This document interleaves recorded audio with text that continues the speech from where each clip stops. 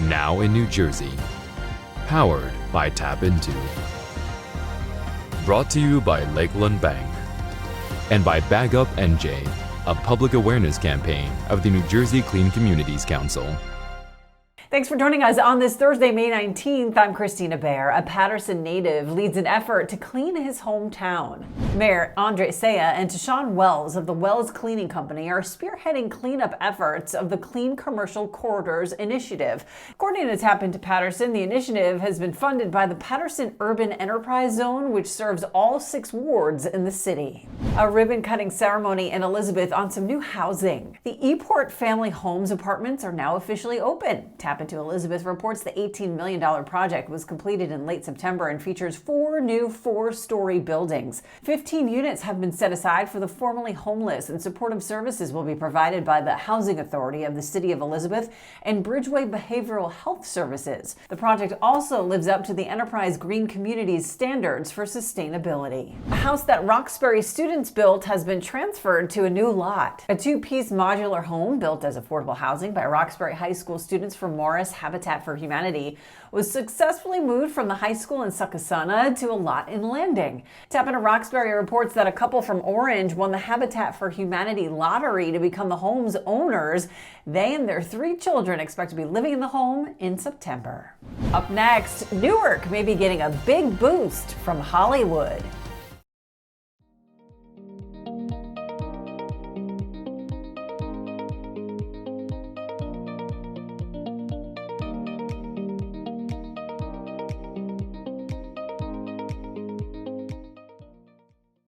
Welcome back. A proposal for Newark could put it on the map as one of the go-to destinations for film and television. Plans are in place to transform a former housing complex into a state-of-the-art film and television facility for Lionsgate.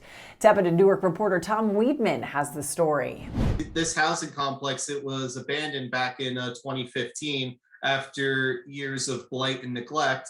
So when they did knock down these structures about 2 months ago, the city, they really didn't hint at what would go in, this space just yet. It seemed like they were kind of keeping it close to their chest, building a massive TV film studio on this property that will surely, at least they hope, will bring a lot of economic activity to the area and, just continue to not only grow New Jersey's status as becoming a premier filming location, but more importantly for Newark. Newark itself, it has a rich history of filmmaking, and we've seen a couple of recent productions, whether it's The Equalizer, The Many Saints of Newark, productions like that, where Newark itself is starting to become a spot that producers or directors are looking towards to say, hey, this city has something special. It has the bare bones of what we want.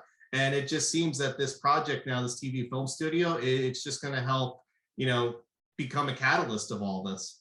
So far, I know it's early because they just made the announcement, but what's the community response? They're saying 600 jobs are coming with this, probably even more, I'm betting, down the line. But what's been the community response now that this is going to be in that area?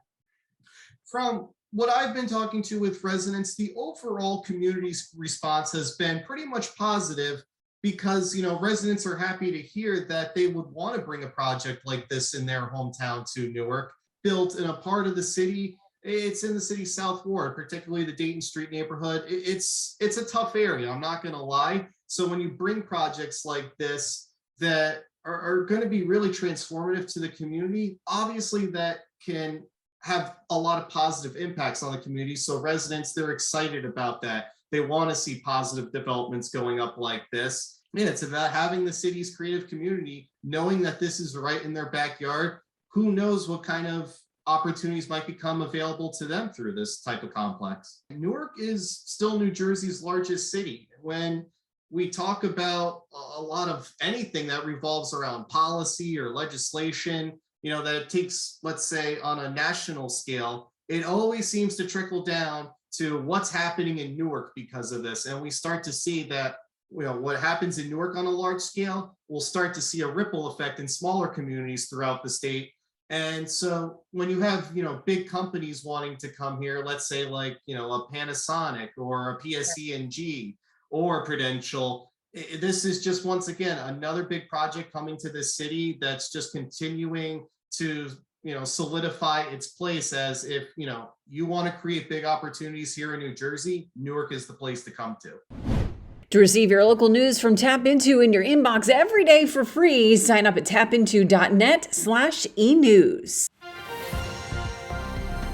Thank you for joining us. This has been Now in New Jersey, powered by TAPinto, brought to you by Lakeland Bank and Bag Up NJ, a public awareness campaign of the New Jersey Clean Communities Council.